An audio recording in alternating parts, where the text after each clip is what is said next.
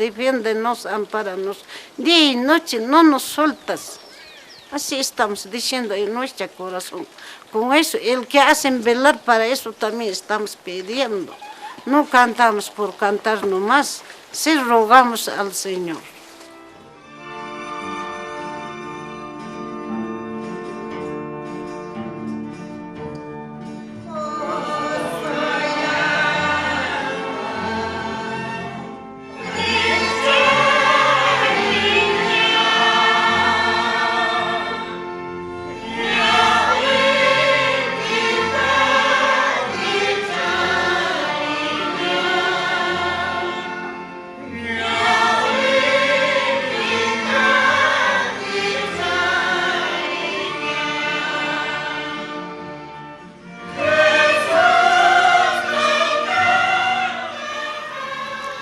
Mi papá iba a tocar, a sus compromisos iba, yo me quedaba solita en la casa. Y como había melodios, yo he visto tocar mi papá con gusto, pues sabía tocar con gusto. Y yo emocioné, pues, me he emocionado. Como mi papá toca bonita la música, como es. A ver si yo podría aprender. Chiquilita, a los 8 a 9 años nomás todavía. Entonces la música me gustaba, cantar también me gustaba. Cantando tecla por tecla, así buscando, cogí la música.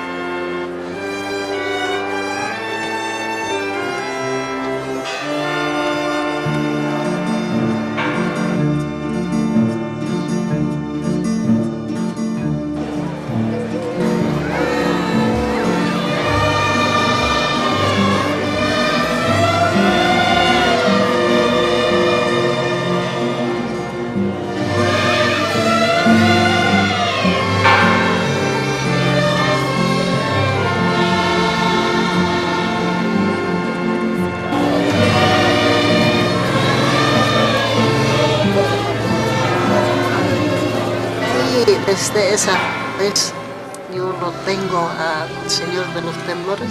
Ay, único. Hay cualquier cosa así, hay asambleas. Todo lo dejo yo por él. Todo lo dejo a un lado. Ya, ustedes vayan ya. Con mi firma vayan, le digo. O tengo así compromisos para ir a velada también. A otro tengo que mandar. Si para él hay cualquier cosa, al Señor siempre tengo que ir, de donde sea.